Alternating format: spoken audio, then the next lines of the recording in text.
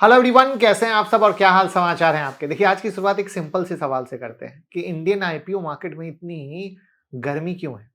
लोग हर जगह एक ही सवाल क्यों पूछ रहे हैं, आईपीओ लगा क्या, अलॉटमेंट आया क्या, लिस्टिंग पे कितना गेन मिलेगा। और ये सिर्फ एक्साइटमेंट नहीं है, ये पूरा सिस्टम है, एक साइंस है, एक कैलकुलेशन है, जिसे अगर आपने समझ लिया तो आईपीओ आपके लिए लॉटरी नहीं बल्कि एक लगातार जैकपॉट मशीन बन सकती है। कैसे? तो आज की वीडियो में आपको आईपीओ की वो डिटेल दूंगा जो कहीं नहीं मिलती है, ना यूट्यूब पर, ना टीवी पर, ना ब्लॉग पे, क्योंकि ये रियल सिस्टम नॉलेज है जिसे सीख कर ही लोग बार बार अलॉटमेंट उठाते हैं। और सबसे जरूरी, मैं ये सब आपको कहानी की तरह समझाऊंगा ताकि आपका माइंड हर एक कॉन्सेप्ट से कनेक्ट कर सके और एंड तक पूरा सिस्टम क्रिस्टल क्लियर हो जाए। तो चलिए शुरू करते हैं, लेकिन पहली बार आए तो चैनल को सब्सक्राइब कर लेना, बेल आइकॉन हिट कर लेना। और आईपीओ की सारी जानकारी के लिए आप हमारा ऐप भी डाउनलोड कर सकते हो, मुकुल अग्रवाल नाम से, एंड्रॉइड और आईओएस, जहां से आप आईपीओ में अप्लाई, अलॉटमेंट स्टेटस और ग्रे मार्केट प्रीमियम तो देख ही सकते हो, साथ में हिंदी इंग्लिश में ब्लॉग भी पढ़ सकते हो, स्टॉक मार्केट की न्यूज भी देख सकते हो। और यहाँ पर ऐप यूज करने से आपको फ्री कॉइन मिलते हैं, जिससे मेरी क्लासेस आपको फ्री में मिल सकती है। चेकआउट करें डाउनलोड करके। Good news, after a long time आप लोगों की डिमांड पर 7 दिसंबर को रात में 9 बजे होने जा रहा है एक धमाकेदार इंट्राडे और स्विंग का सेशन, जिसकी कॉस्ट है सिर्फ 59 रुपीज़।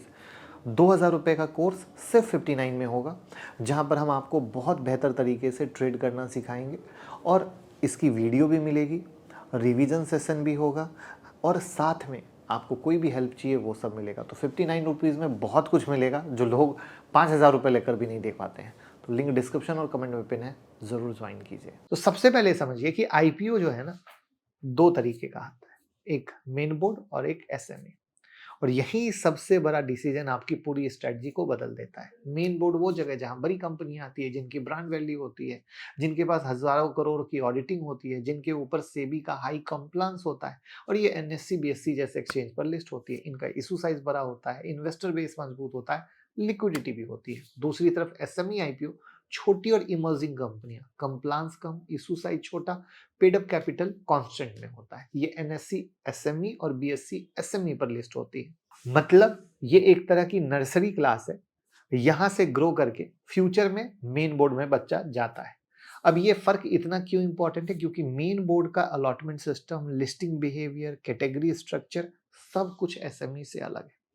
अगर ये फर्क दिमाग में बैठ गया तो आगे की हर स्ट्रेटजी आपको आसान तरीके से समझ में आएगी।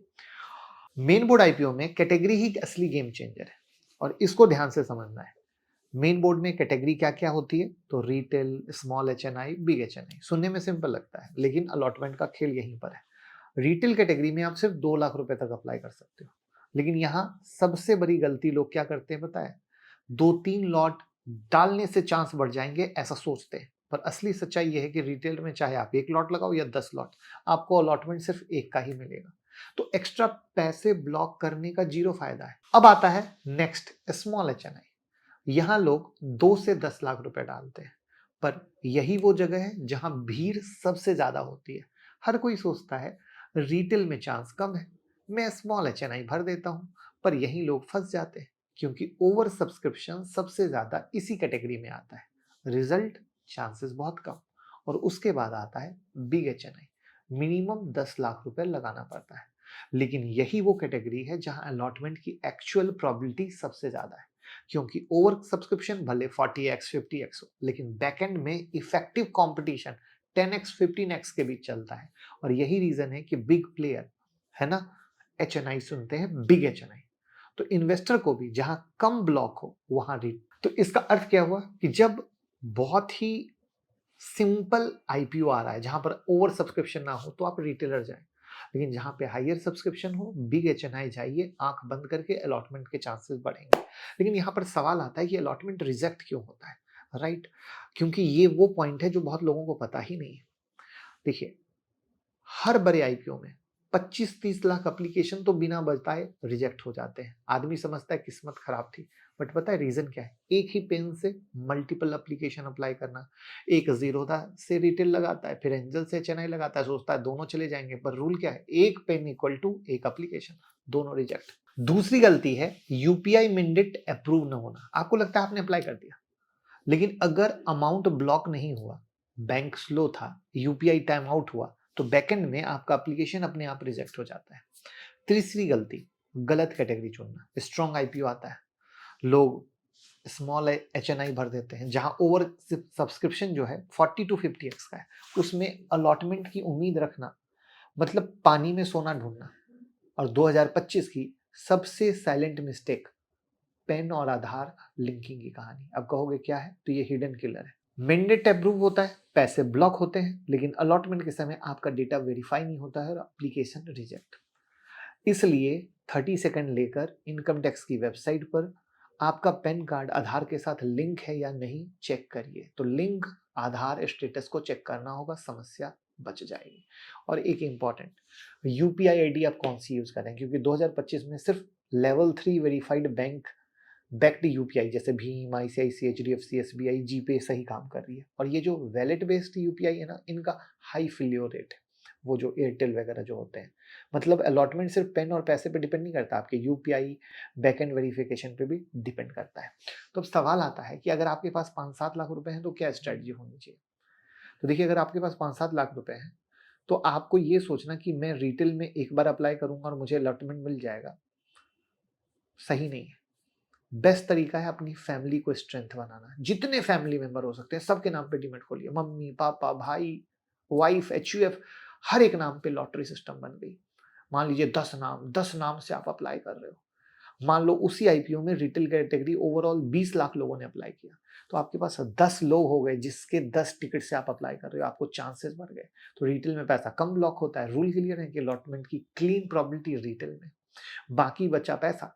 दूसरा, स्ट्रॉन्ग आईपीओ नहीं चल रहा है तो आप 1-2 नाम से स्मॉल एचएनआई ट्राई कर लीजिए, लेकिन डिफॉल्ट स्ट्रेटजी रिटेल रहनी चाहिए। फिर आप कहोगे मेरे पास 10-12 लाख रुपए है, तो यहाँ गेम सिर्फ रिटेलर का नहीं रहता है। यहाँ 2 अलग वर्ड में एंट्री करनी चाहिए। एक नाम से बिग एचएनआई जो कि मिनिमम 10 लाख रुपया, और बिग एचएनआई हमेशा अलग ट्रैक पे चलता है, रिटेलर से बहुत अलग कैलकुलेशन पे अलॉटमेंट मिलता है। और बाकी सारे नाम से रिटेल अप्लाई कर दो। इससे 2 साथ में चलेंगे, रिटेलर भी और एचएनआई भी, तो अलॉटमेंट के चांसेस बढ़ जाएंगे। आई बात समझ में, परिवार को कैसे यूज करना है, कैसे अप्लाई करना है। अब आप कहोगे मेरे पास 25-30 लाख रुपए हैं, स्केल बड़ा हो गया, 2 नाम से बिग एचएनआई डालो, बाकी सारे नाम रिटेल में डाल दो।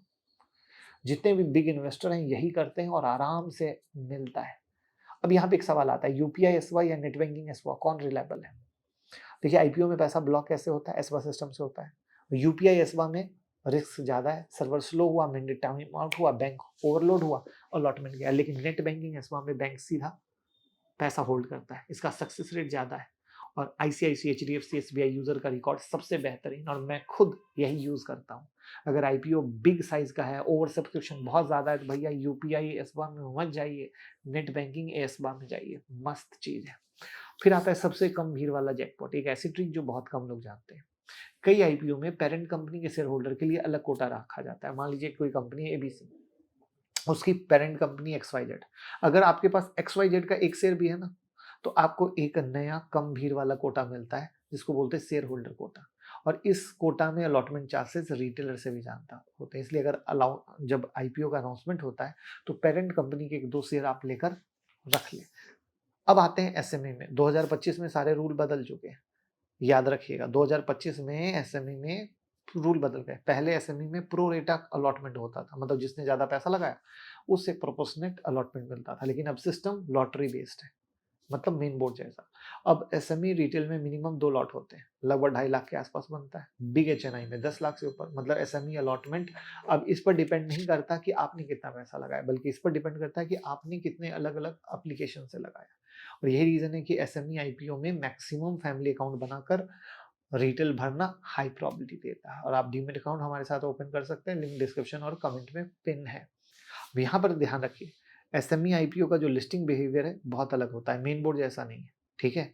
तो बहुत ध्यान रखना है, अगर एसएमई आईपीओ मिलता है, अपर सर्किट में खुलता है, तो इस तरीके से चाहे मेन बोर्ड आईपीओ हो या एसएमई आईपीओ हो, कैसे अप्लाई करना चाहिए, कौन सी आप गलती करते हैं, सब कुछ मैंने बता दिया। अगर आप इस लॉजिकल सिस्टम को सही तरीके से अपनाओगे तो आप फायदे में रहोगे, और फायदे में रहोगे तो ऑटोमेटिक अलॉटमेंट के चांसेस बढ़ जाएंगे। साथ में जब आपको आईपीओ अलॉटमेंट मिलता है तो मेन बोर्ड में पता है क्या करना चाहिए? जब आपको अलॉटमेंट मिला, simple trailing stop loss follow कीजिए। यानी मान लीजिए 100 रुपए में आपको आईपीओ मिला है, 150 रुपए में खुलता है, आप 125 रुपए का स्टॉप लॉस कर लीजिए, फिर 150 से 175 जाता है, स्टॉप लॉस को 150 कर लीजिए। सिंपल, जिससे जो प्रॉफिट आया है सेफ हो गया। अगर वो आईपीओ फिर गिरता भी है तो आपको घर में पैसा आएगा, घर से पैसा नहीं जाएगा। ये नियम बना लीजिए, कभी दिक्कत नहीं होगी, क्योंकि मोस्टली लोग ये चीज़ नहीं फॉलो करते हैं और बाद में तकलीफ में आते हैं। वीडियो सच्ची और अच्छी लगी तो शेयर कीजिएगा। Thank you. आप डीमेट या क्रिप्टो में अकाउंट हमारे साथ ओपन कर सकते हैं, लिंक डिस्क्रिप्शन में है। क्रिप्टो में अकाउंट ओपन करने पर अनलिमिटेड बेनिफिट है, आप गूगल फॉर्म भर दीजिएगा। आप यूट्यूब मेंबरशिप जरूर ज्वाइन करें, आपको रखेगा दूसरे से आगे। और मोबाइल ऐप पर 25 वीडियो फ्री है, उसका यूज करें। और साथ में टेक्निकल एनालिसिस या फंडामेंटल एनालिसिस कुछ भी सीखना है, वो कोर्सेज भी आपको मोबाइल ऐप पर दिख जाएंगे, जिसको खरीद सकते हो आप।